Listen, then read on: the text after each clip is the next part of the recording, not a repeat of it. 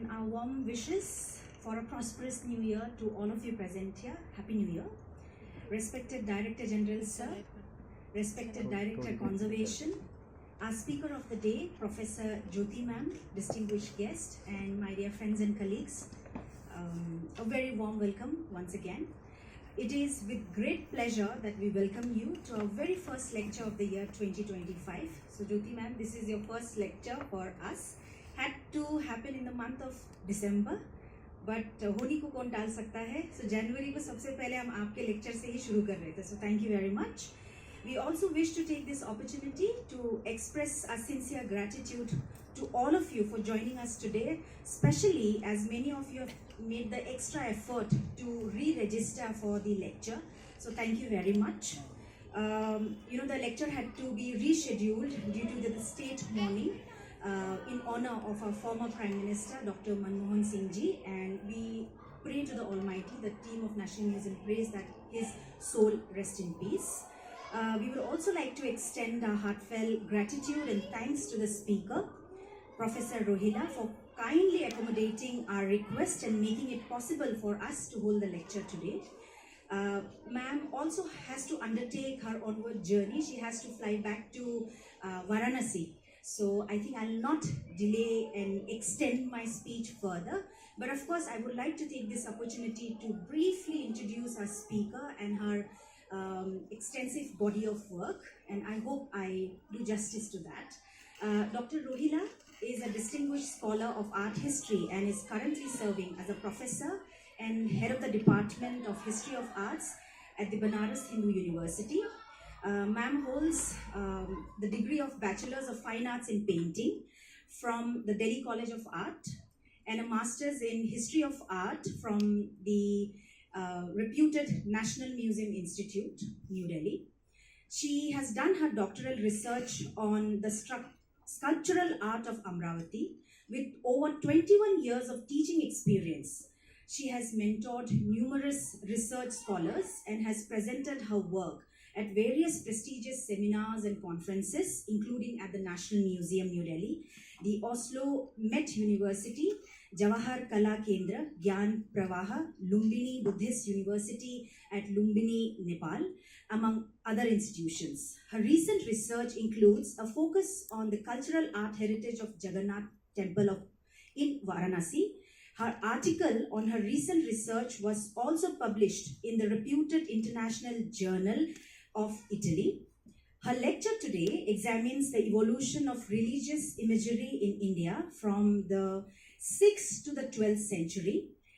It traces the transition from abstract symbol to anthropomorphic depiction of deities in Hinduism, Buddhism, Jainism, reflecting shifts in theology and devotion.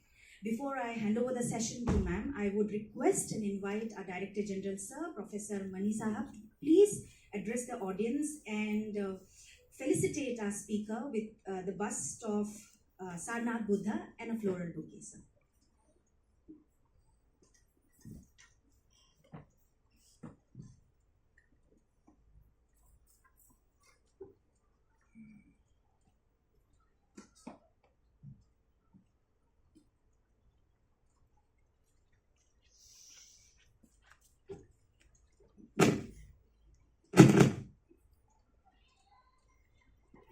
Distinguished scholars and friends,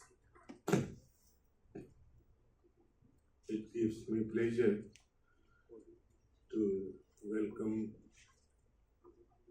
Professor Jyoti Rohilla Rana today for the first lecture.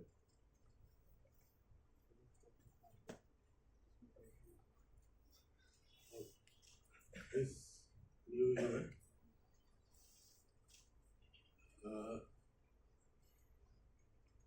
Professor Jyoti had been a student of National Museum Institute who passed out in 1999-2000, and we are all in the National Museum and National Museum Institute. We all congratulate her for not just being a professor but also the head of the Department of History of Art in Banaras Hindu University, which is one of the most reputed universities of the country. And History of Art, this department is there in Banaras Hindu University for a very long time, and many of our senior teachers, they also belong to that particular department. And I'm happy that today a student of our National Museum Institute, which is now Indian Institute of Heritage, is heading the Department of History of Art. So we had been planning for certain conferences which we may do a little later during this year, particularly based on the work which had been carried out in Sarna in excavations, explorations, as well as in the matters of School of Gupta School of Art, which is a distinct feature of Sarnath. Apart from that, we are eagerly waiting for the lecture of Professor Jyoti today. And since she had to also rush to the airport, we are all thankful to her because her lecture was postponed for 4 or 5 days, and she agreed. She had to go back to Varanasi today, but she agreed that in the morning she will deliver this lecture. So we are thankful to you, and we look forward for a distinct lecture on one of the aspects of early medieval Indian art. Thank you very much.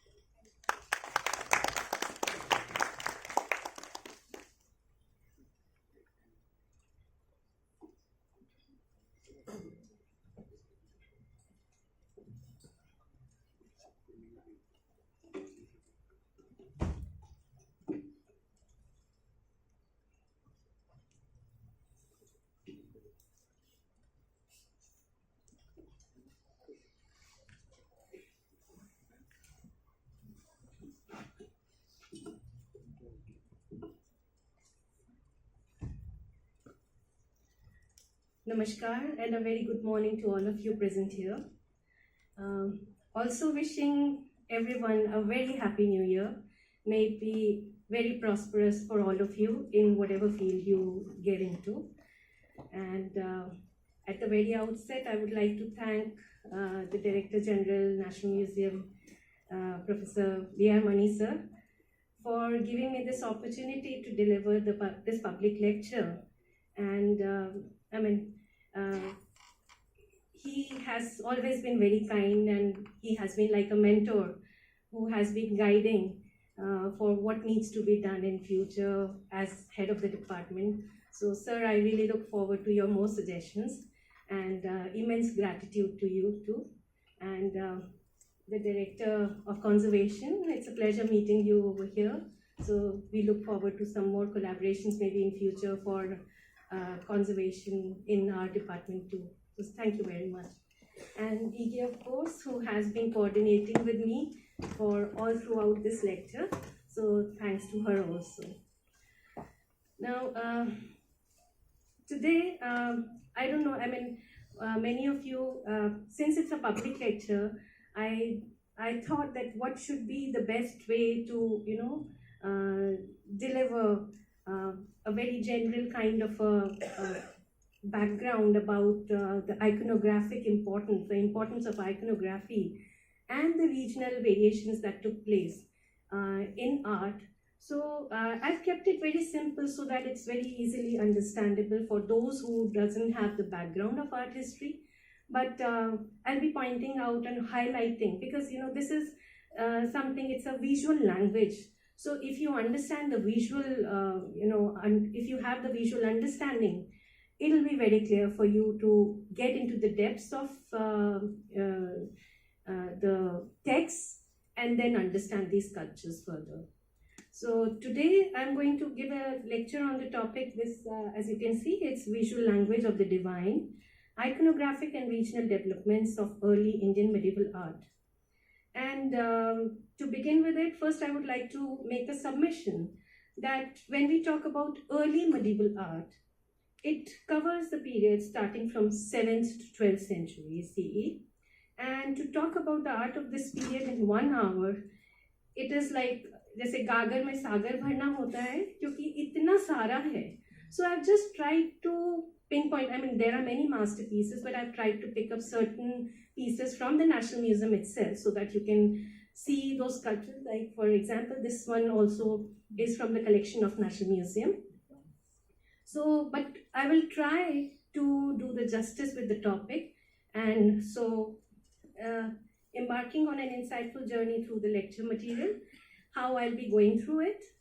So first of all, it will be talking about understanding visual language and iconography, and a brief background of early Indian medieval art, not detailed but very brief background of early medieval Indian art. Journey through the visual representations of the divine and how they evolved with time, and their iconographic development and regional variations. So we'll be talking about that, but first we should understand what is visual language. So visual language is a way of communicating through images, and it can be a crucial form of communication. And as you know that initially, it was not essential for everyone to be educated, literate, so to say. So visual communication was the best way, and there used to be narrators who would narrate. Like, for example, I can give you an example of Jatak Bhanaks, who used to be there to talk about the Jatak depictions which were there on the Buddhist sites. So they would narrate the whole story of the Jatak to the visitor, and that's how they would communicate with the audience. And when we talk about iconography, it is the use of images and symbols to represent ideas, or the particular images and symbols used by religious or political groups. So this political group is a different thing, but when we talk about, for example, art history, for example, or religion, for example, so it is through the symbols that we would communicate this.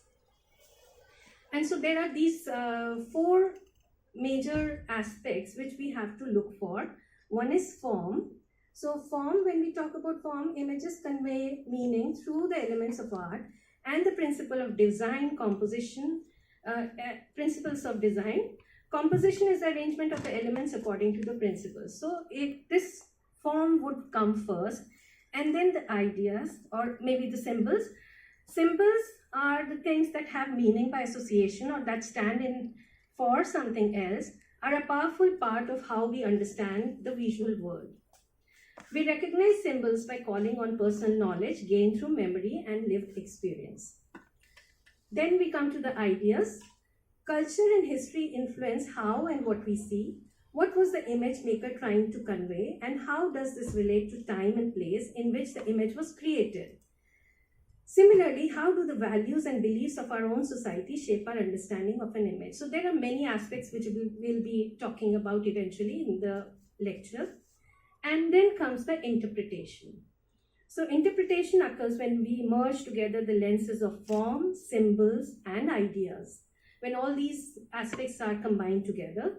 And speaking visual language means that you become aware of these factors and are able to challenge yourself to not only understand what you are seeing, but to ask yourself why you see it the way you do.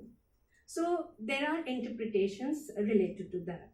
And when we look at an image, I mean, this is one diagram which I found was very suitable because, you first look at the image, then you observe, then you see, then you describe, analyze, and then you interpret. So this is the way you should. So it's like, for example, when I was a student myself, we were told about certain things. So whenever I would enter the gallery and look at the image, first I would just observe what are the things, what are the symbols or the ayudhas which the figure would be holding. And then I would question myself first that what is this image? Then I would guess it and then I would see the label. So this is how I would understand. So I think this way it will be more relatable to you and it will be more understandable to you when you go into the gallery and look at the images. Now, moving further, to give you a brief background of early medieval Indian period, I'm not going into the depths of it, just to highlight that, early medieval period, it was an intermediate period between the ancient and the medieval.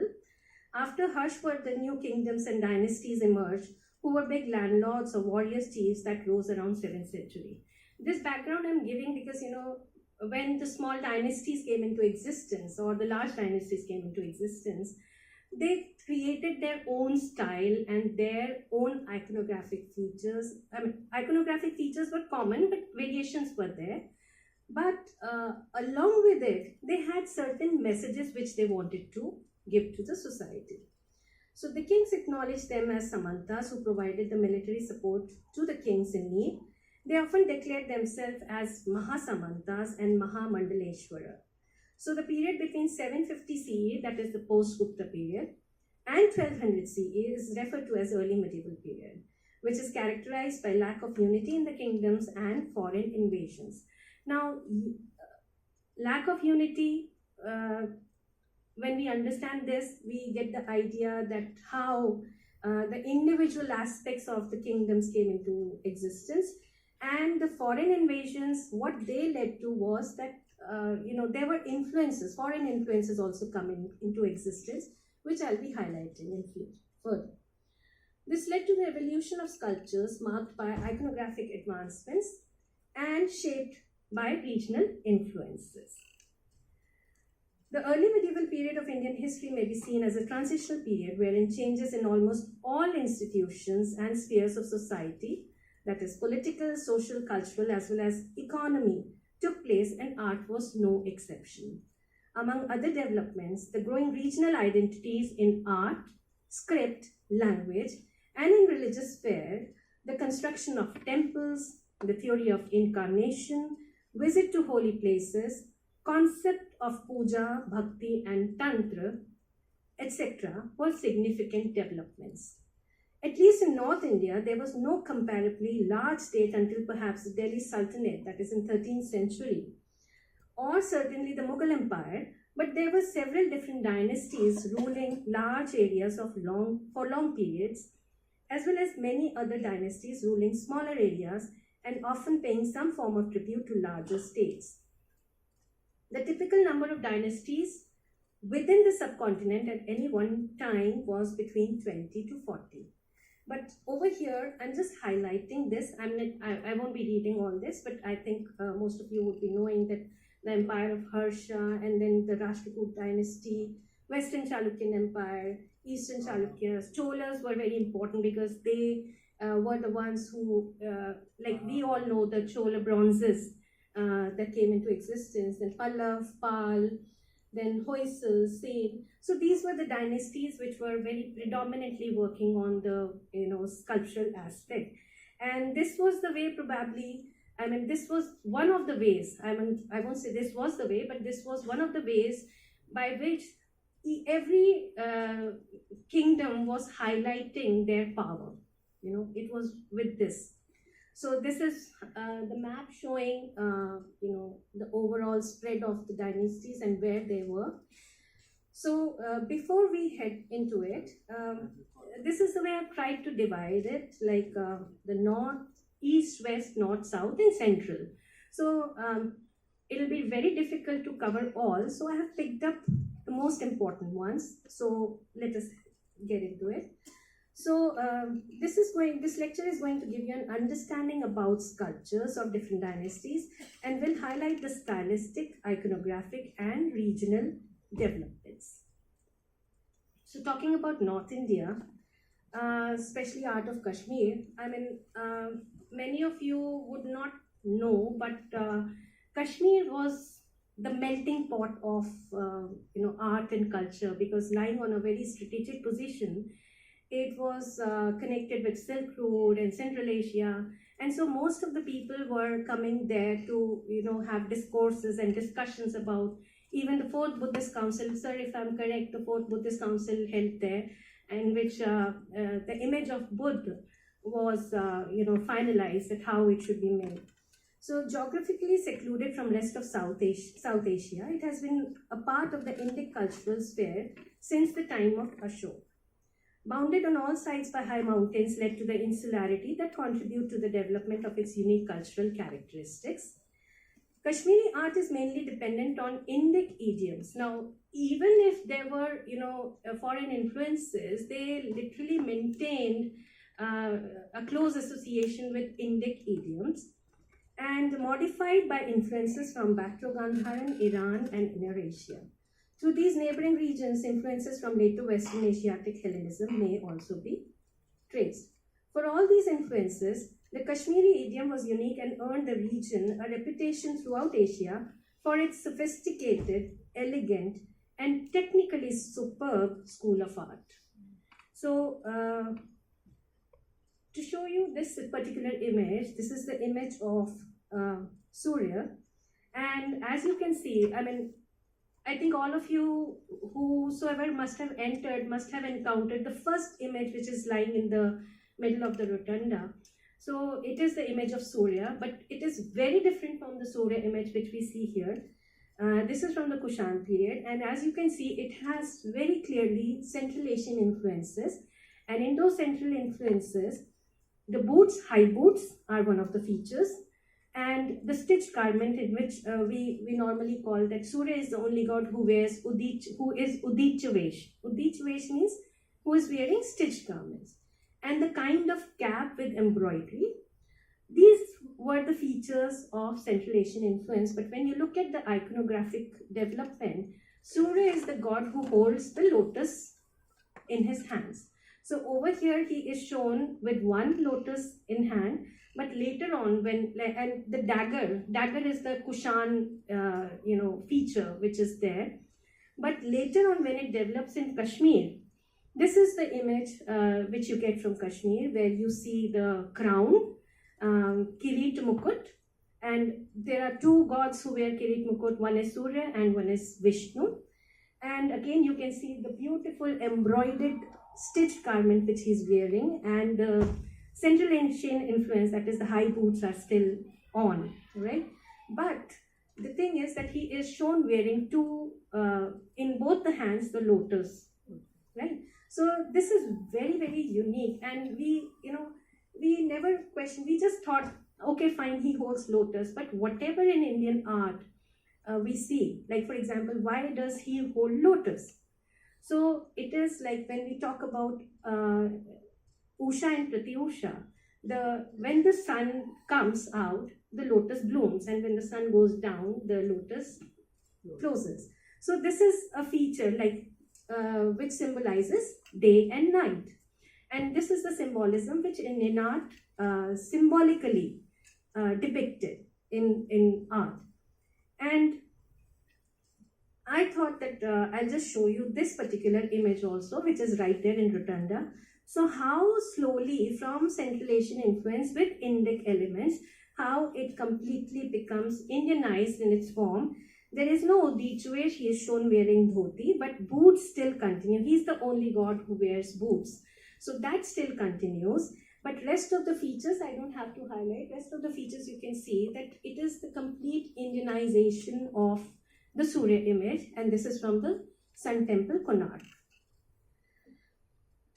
Talking about the image of Vishnu, this is from the Gupta period, and over here you can see that the figure is very rudimentary. It's not very, aesthetically modeled and very well modeled kind of a figure, but all the elements are there. And this is the phase where the transition takes place, where Vishnu was shown with 4 hands holding Shankh, Chakra, Gada, Padma.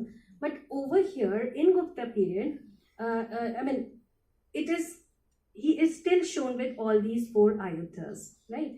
But later on, what happens, this is also from Kashmir, where you can see Vishnu with Varaha and Narsingh avatar on the, I'll just use the pointer if you can. Is it working? Yeah.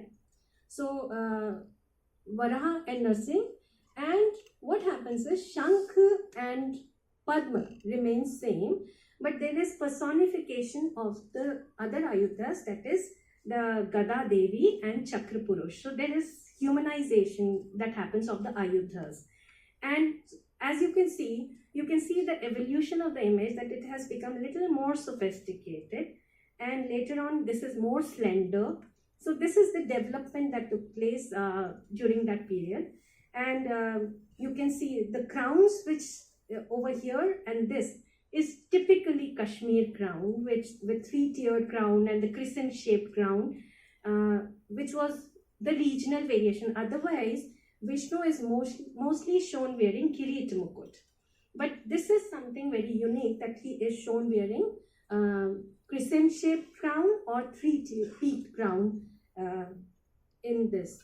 And this is again a bronze image from Kashmir, where you can see it is more refined, and making a bronze itself is a very a complicated process, but they were very competent in doing so, keeping in mind, as you can see, this is a beautiful dhoti, which is kind of embroidered one. And this is how you see the evolution of the images. And look at the way the ayuthas are looking at the main deity, their deity, in awe of him. So after this, we come to the Shiva images, and as you know that Kashmir has been a very important seat of Shaivism, and this is something which is like, if you look at this, this is a colossal image of 3-eyed Shiva with the diadem belong to the temple of Pandretan, and Pandretan is a very important temple, and this belongs to 7th century CE. As you can see, in the center is the depiction of Shiva with Uma and Aghor. This is Uma on the left side, and this is Aghor on the right side. So Uma would always be shown on the left side, because Bamangi, the left side, the wife gets the left side. And you can see the diadem, the crown which he's wearing is typically Kashmiri. So these are the features which makes you understand that, okay, fine, this is a different kind of a crown. Like, I'll be showing you the Trimurti from Elephanta also, but that will have different features. But over here, when you look at this image, this has a different features, typically regional features, like the crown, which I have talked about, and even the facial expressions. This is again how Shiva's image come into existence, the full standing image, where you can see the ayuthas. This is Ganesh and Kartikeya. And since this side is held by Uma, so he is shown holding the mirror, right? And over that side is Aghor. And you can see how the image has come into existence with the three-tiered, three-peaked crown. And also, Shiv is always shown with Urdhvalinga, that is the erect phallus, which they always maintain. The iconographic features were very well maintained. So how it evolved, and as you can see, it is a separate depiction. And what is very unique is that this kind of, the upper garment was very, very common in Kashmir. I mean, you would get it in almost all the female figures from Kashmir. So the moment you look at this is typical Kashmiri style of gown. Then we must go in that side. This one. Yeah, thank you.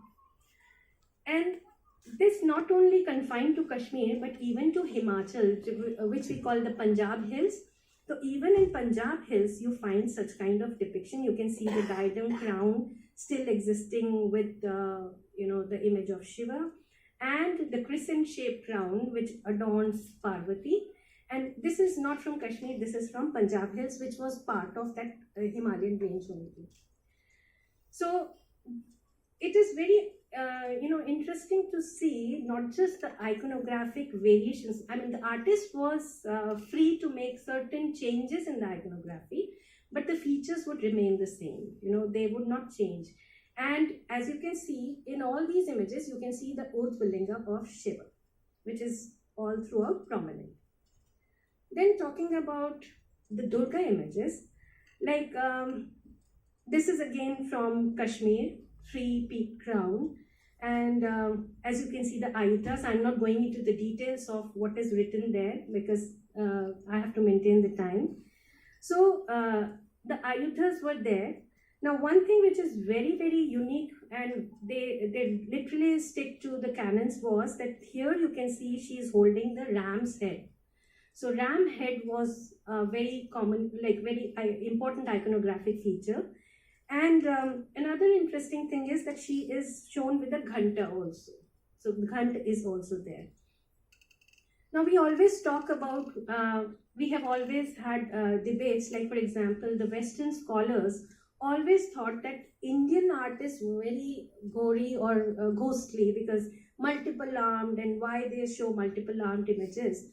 So when we talk about Durga and when we talk about her form, she's also shown with multiple arms. So if you have ever gone through Durga Saptshati, in Durga Saptshati they say that Durga was given the power of all the gods. And this is a very synoptic kind of depiction where Durga is shown with the multiple arms represent the power of all the gods and goddesses who had bestowed on her. So this is something very unique, and this is why our Indian art is very unique, because in one sculpture showing all the things, the narrative in one place was the feature. It was not ghostly art, but it was very symbolically correct and understandable. If you don't understand the meaning of it, then you might have different interpretations. So interpretation by understanding is something which is very important when you look at the images. Now, this is the last image from the Kashmir part, and this is also very unique because the image on the left side is in ivory, and it's a very small image. It's not a big image, as you can see. It's a very small image, and over here you can see a narrative depiction of how Siddharth had meditated and did fasting. And fasting to the extent that it is mentioned in the text that he fasted to that extent that his stomach was almost touching the backbone. So you can see the Kashmiri artists were so very, like mostly fasting Buddhas, if I'm correct, is we find only from Kashmir or Gandharan region. We don't find much depiction of fasting Buddha anywhere else. So they were very, very particular about showing these depictions where you can see that his stomach is almost touching the backbone. And then he fasted to the extent where he could not hold his head, and so he is going down and leaning on his knee. And then comes Sujata, who offers him kheer. So in one small panel, it's a very small panel, you find such kind of depiction of so many images all together. This is something very unique when it comes to the interpretation of or the depiction of the work of art or the story. And the next one you see, this is crowned Buddha. So mostly, I think most of the people would be knowing that when we look at the image of Buddha, he is always shown in monastic garments. So Kashmir artists were unique in the sense that they tried to depict him as a universal monarch with crown, the three-peak crown, with a cape also, which is a very Central Asian influence. And the reason being that he was, when his his future was interpreted, it was said that he will be the universal monarch, either of the material world or of the spiritual world. So here he is represented as the monarch, universal monarch of the spiritual world. So this is something which I really find very unique. And as you can see, this is the Buddha of the past, then present and the future. And over here, when we talk about abstract art today, you can see that during that time, the rocks which are depicted here, they are very abstract in nature. So it was not that abstraction is something new in this world, but it was existing during that time also. And there was a perfect combination of both. And this is the Nag lok which has been shown, and you can see the Nag deities who are supporting the lotus emerging out, on which the Buddha of the past, this is symbolic as well as iconic depiction which you find together. So this is something from Kashmir. Moving on to the Gurjar Pratihars. The Gurjar Pratihar dynasty, also known as the Pratihar Empire, was an imperial power during the late classical period on the Indian subcontinent that ruled much of northern India from the mid 7th to 11th centuries. The line of Harichandra ruled in Mandor, Marwar during 6th to 9th century CE generally had a feudatory status. The line of Nagbhat ruled first at Ujjain and later at Kannauj during the 8th to 11th centuries, and other Gurjar lines existed, but they did not take the surname Parmar. Now, just to show you that how the elaboration of the pantheon took place when we talk about Saptamatrikas. So here you can see the depiction of the Saptamatrikas, and I think now that you have understood the visual language of the Kashmir artists, here when you see, they are very different. For example, they have voluptuous bodies, and since it is the concept of matrika, they have full bosomed, and I think with the ayudhas you can make out that this is since she is shown with Kirit Mukut and Chakra and Padma, she is Vaishnavi. This is Varahi because she has the Vara head. And here you can see, since this is in Indra's, the mounts were also given of the respective gods. So this is Indrani and then Chamunda. So the pantheon increased, and even the aesthetic fervor also changed and took a different, step altogether. And of course, the iconometry, when we talk about the measurements also, that also changed with time and also the region. Similarly with Mahishasur Mardini, this is, I think most of you must be knowing that Mahishasur Mardini is the slaying of the Asur Mahishasur. And over here, it's a very powerful depiction where she is shown in motion and trying to hold the head of the Mahish. And you can't see the handle of it, but the Trishul piercing the body of Mahish. So this is how the power of Durga has been depicted, and how the regional variation takes place, where the image of Durga is dynamic, is very lyrical in style, and is full of movement, right? But please keep this image in mind, because I'll be showing you different Mahishasur Mardini images where you can see the whole set of development, where the scenes may be very synoptic or maybe very narrative. Then this is one of the images of marriage of Shiva and Parvati, and this is from Eta, and this is housed in Bharat Kala Bhavan, where you can see most of the people must have seen the Kalyan Sundar Murti from Chola period, the bronze image. But over here again you can see how the whole scene has been depicted with small images on the sides, but the main protagonist, that is Shiva and Parvati, remain in the center with the depiction of Ganesh and Kartikeya also, and also Vishnu and Brahma who were there during their wedding. So, and as you can see, how even when we talk about Gandhar or when we talk about the depiction of Greek artists, we always used pillars or the orders, the Corinthian pillars, as separators for the narratives, the depictions. So over here also we had this kind of depiction where these pillars would act as separators for the next scene also. This is just the part of one of the panels.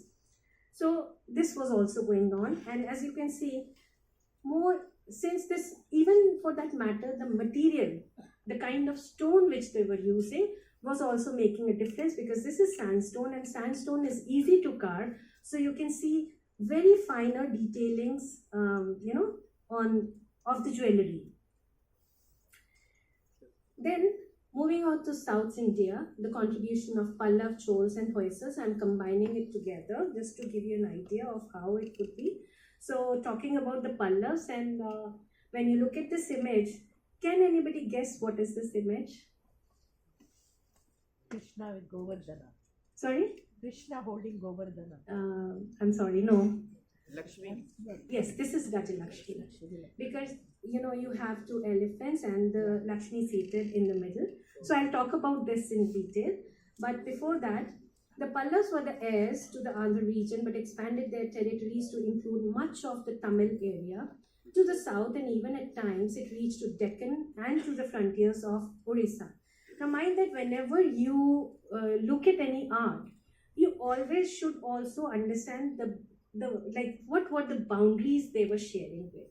I mean, now we see more of boundaries, but initially they were not. But during that time, what were the boundaries they were sharing? So boundaries doesn't mean that it will be restricted. The cultural or regional influence will be restricted, but they would always seep in and seep out, and would influence the sculptures. So their styles show clear ties to the early Buddhist traditions developed under Satavahanas and the Ikshvakus. So when we talk about Satavahanas and Ikshvakus, you refer to Amravati sculptures, because Amravati figures were very, very long, elongated, lyrical, thin, and with attenuated waists. So these were the features of that time. And if you just look at these images immediately, and you imagine the image of the Matrika images, you see a stark difference between the proportions. They are more elongated and they are more lyrical in style. The Pallav features, the anatomy of the sculpted figures were plain and simple, less ornamentation, elongated faces with large eyes, thick lips, double chin and broad nose. As far as the Pallav temple sculptures are concerned, the figures of mythological gods and goddesses, elephants and warriors are found on the temple walls. Pallav art also traveled to Southeast Asia. The feature of this style are evident from the temple of Angkor Wat in Cambodia. Now this is again, as I told you, the South India being, on the coastal lines, so people were traveling and people were coming for trade during that time. And it was not just the trade of the things, but it was trade of the influences also, as far as art is concerned. So when we look at this, I'm giving you an example of the Varaha cave from Mamallapuram. It belongs to the period of Mamalla I, exhibits both the elaboration of sculptural and iconographic elements. 4 major sculptural panels dominate the interior of the cave, which I'll show you. So now this is Varaha Murti, considered to be the 3rd incarnation of Lord Vishnu. So over here you can see Varaha and how he rescued the goddess Earth, the Bhu Devi. So the Varaha isn't an ordinary boar, but the one that brings out the Earth goddess from the ocean. And legend and geology to some extent. I mean, it's not just the legend, but if you look at it from the geological evolution point of view, you will see that it has, it's that long time ago, the earth was only water. It took about some 1,000 years for the sea to start withdrawing and slowly large land emerged. Gradually, living beings appeared on land and humans finally made their big appearance. So when we talk about Darwin's theory of evolution, why don't we see the Vishnu's Dashavtar, which is the clear depiction of the evolution of mankind, how the humans evolved.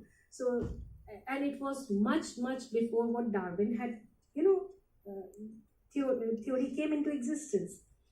So the relief represents resurfacing of land, earth from sea, and it has been depicted quite realistically too.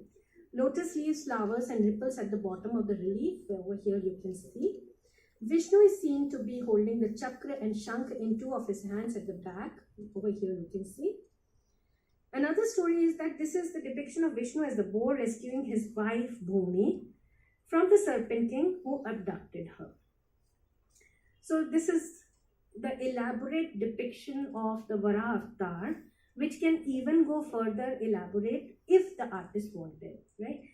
And when you look at the adjacent image, this is the closer. And when you look at this is the Gajalakshmi located on the rear wall. The religious significance of Gajalakshmi is well brought out into the panel. Carved in perfect, beautiful and gracious countenance, she is shown holding a lotus flower and formed by 4 attendants. And when you look at this, I'll suggest if you walk into the gallery, look at the Amaravati sculptures, and in that you can see this is the legacy they carried forward, and the Pallav style came into existence with such, long legs. And normally I was having a discussion with one of my teachers, and she said that the kind of models, the Miss Universes which we have, the kind of body they have today, this is the kind of depiction which we have, which we find during that time. So 2 royal elephants are filling the water vessels held by the attendants. One elephant is pouring water from the vessel on Lakshmi, while the other is about to take the vessel from the maiden's hand to pour over Lakshmi. So such beautiful depictions with such beautiful narration. It is something very unique of Indian art. Then, talking about this panel from the same cave, this is the depiction of Trivikrama. And the depiction of Bhu, Varaha and Trivikrama are the favorite themes of the kings of the dynasties. And there was a meaning behind that. For instance, Trivikrama represents the stride over the demon king Bali. Bhu Varaha represents the redemption of land and dharma from destruction. The Shri Devi symbolizes the Rajya Shri or the prosperity, while Durga represents the goddess of victory or Vijay Shri. So it is like, Rajya Shri as in the royalty, and Vijay Shri depicting the victory.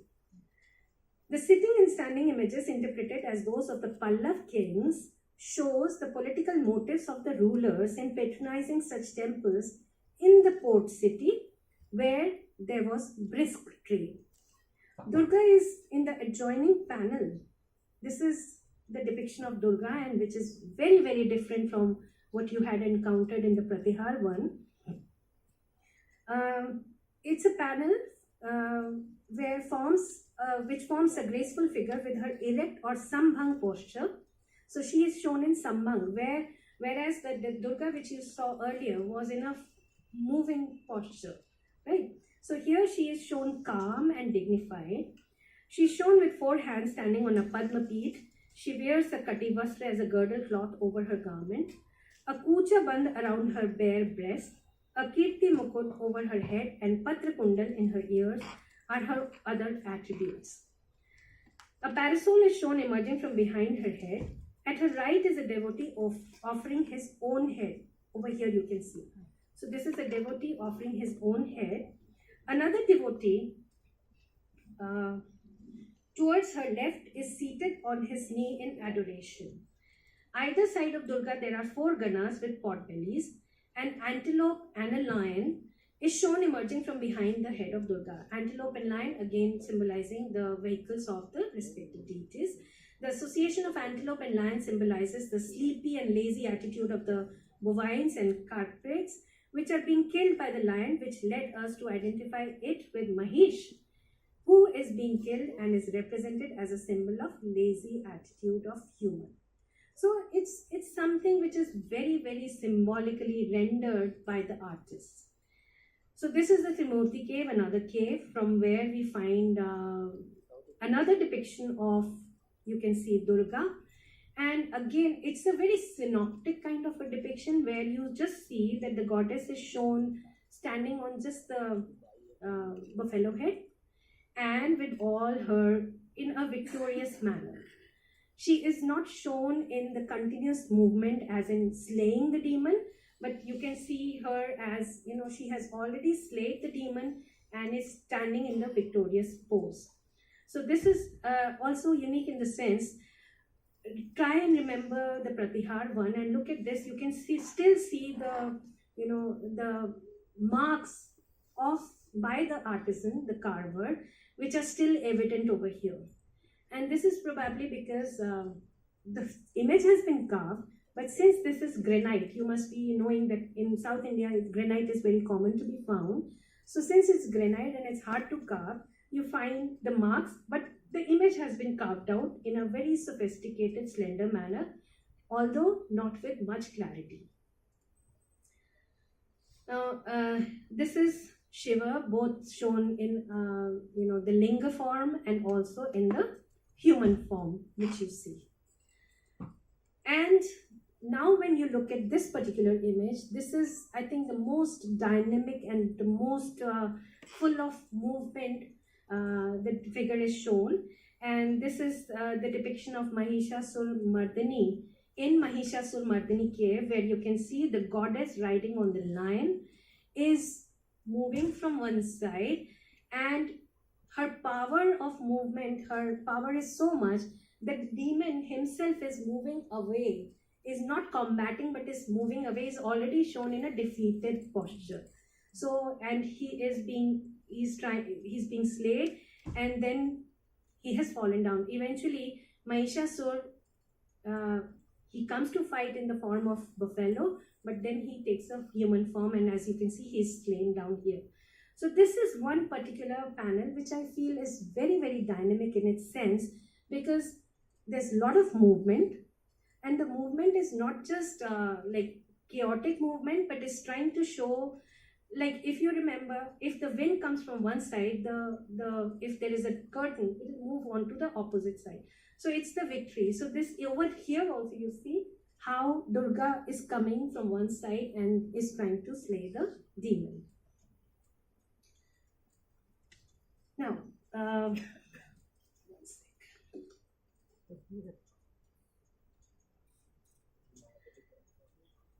this is a descent of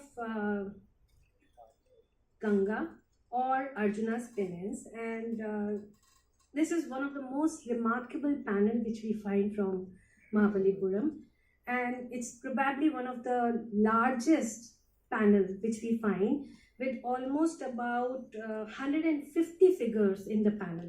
So you can imagine what kind of detailing that has taken place over here. And if you look at these figures are with bent knees, right? The figures with bent knees, if they are shown, they are the celestial figures. You know, they are flying in the air and have come to witness the event that is taking place. So when you look at this, I'll just give you the description that the relief is populated by 100 and they may constitute a depiction of Arjuna's penance to acquire the Pashupatastra, which was a deadly weapon from Shiva to use it in the Mahabharata war, right? And it has also been interpreted as penance of the mythical king Bhagirath, imploring Shiva to bear the force of the descent of Ganges from the heaven of the earth. The relief is populated by almost about 150 figures, which I've already told you, ranging from gods, goddesses, rishis, hunters and animals to hybrid figures, kiratars and kinnars. A central cleft of fissure in the rock, over here you can see, presumed to be a natural feature, has been incorporated into the design and subject of the relief. The river Ganga is indicated by the presence of nags and nagins. Over here you can see, right? An emaciated figure is depicted to the left of the cleft, right, over here. At the center of the composition, he stands on one leg in penance. To his left is the Shiva attended by Ganas, apparently granting him boon with one hand in the Varad Mudra. Directly underneath is a depiction of shrine to Vishnu, before which sits an aged sage, over here, sits an aged sage along with 3 disciples, while 4 other ascetics perform various rites of penance and ritual worship. On the opposite bank of the river is a herd of elephants with their young. Now, this is something very unique, that apart from these figures, they have also shown the day-to-day activities or the forest activities of the animals. Everything has been shown over here, right? And on the opposite bank of the river is a herd of elephants with their young. Immediately beside the feet of the first elephant is a cat performing penance and being worshipped by mice, a possible reference to tale from the Panchatantra. The figures all display naturalistic poses and individualized facial features.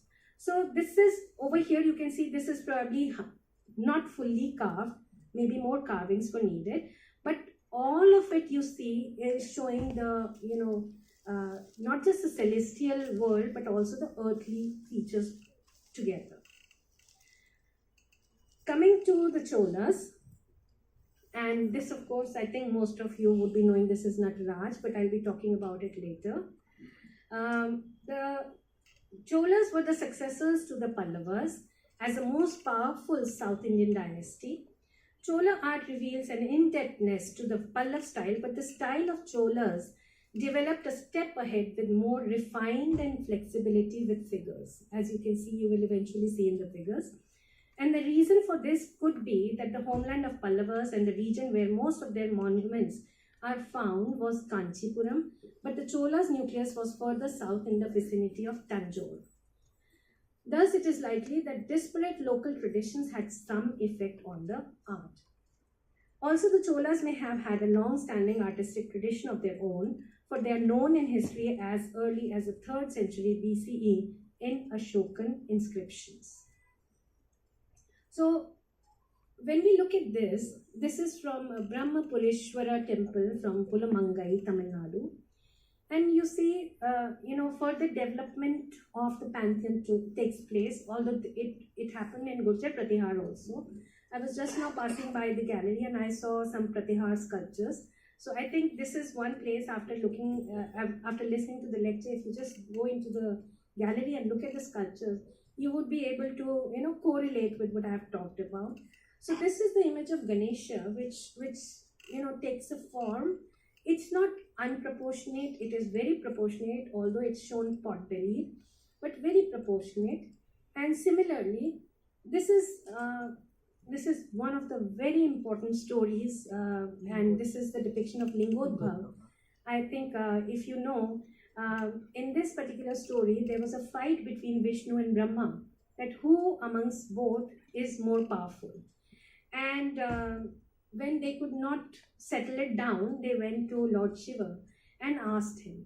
So he said, the one who finds my Adi or the one who finds my Ant will be victorious. So they both, Vishnu flies up and Brahma goes down, and they just keep going and they can't find the Adi or the Ant.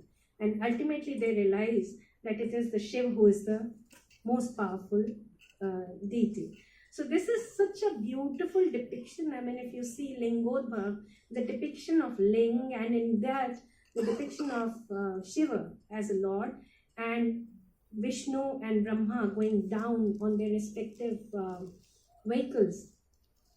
Such, understanding. And I should really, give credit to the artists of that time, that, if you listen to the story, I mean, I come from fine arts background, and when if I get a story, and if I have to paint something or if I have to carve something, what are the best possible ways you can show the depiction of the story?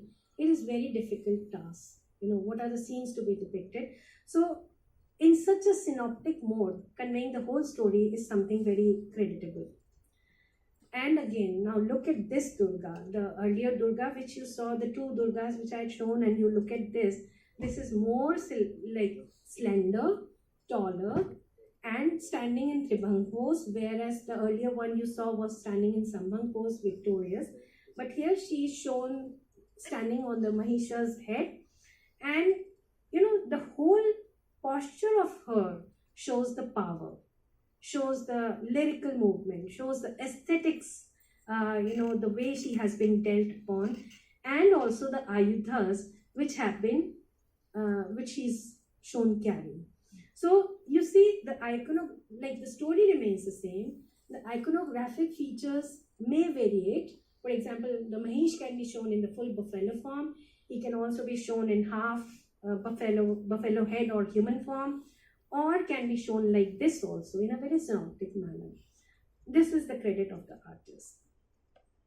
Now, this is one of the most wonderful depiction. This is Chandesh Anugraha Murti from Gangaikonda Cholapuram Shiva Temple. And, we always, when we think of Egypt, when we think of pharaohs, the pharaohs were always depicted as like they have been sent by gods to rule this earth. So the same concept possibly came here also. And over here you see Shiva. So this is, what is he doing? You must be wondering, what is he doing? Why is he tying turban over here? So this is, the story which goes, Chandesh was a devotee of Shiva. When he tended cows, they gave so much milk that he used the excess of his worship of Shiva by pouring it over lingas he made of sand. Thinking that Chandesh was going wasteful, his father kicked down one of the lingas, whereupon Chandesh, without even looking up from his devotion to see who has done it, chopped off his father's leg. And the story is carved over here. You can see him, milking cow and then, slaying the leg. So, because of his devotion, Shiva granted grace to the boy. Chandesh's story is told as a poetic sculptures in the coil. On the side walls is shown the story of Chandesha. Chandesh worshipping Shiva as Linga, over here you can see. Here Shiva is tying a floral garland onto his devotee Chandesha's head. Popular legend that this is the Chola king Rajendra himself. He's not Chandesha but Rajendra himself, right? Being anointed by Shiva, the cow standing by the side, his father watching the happenings, hiding himself behind the branches of a tree, disturbing Chandesha's worship, perturbed Chandesha throwing his axe at the father, and Shiva bestowing grace on both. So this is not just depicting the story of Chandesha, but also showing that Rajendra Varman, the king Rajendra, is also being anointed by the great being, the great deity, the Shiva himself. So this is the way he would show his, presence felt that he has been sent by God to rule the Praja.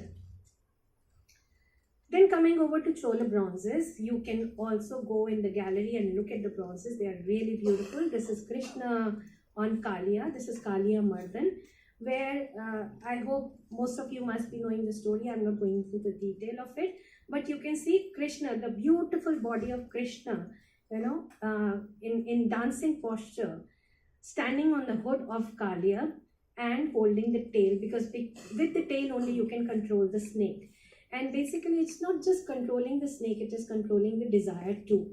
So it all has a very symbolic significance which is depicted here. I'm not reading the text, but during that time it was the beginning or the, coming onto the peak of the bhakti movement. So it was not just the godly figures that were depicted, but even the bhakts were also depicted. And this is Karaikal Amayar, which means the revered mother from Karaikal is one of the 3 women amongst the 63 Nayanmars, the saints, so to say. She is one of the greatest figures of early Tamil literature and probably lived during the 6th century. She was a devotee of Shiva. Her emaciated form and hideous appearance testify to the severity of the penances and devotion performed by her in order to see the blissful vision of Shiva dancing. So, how the bhakti cult became prominent and to what extent the bhakt could go has been represented in this particular image. I'm trying to go a little fast because time has already, going ahead. So this is Nataraj, and what I just want to show, it's not just the Nataraj, the dance of Shiva, but every element in this particular image has a symbolic meaning.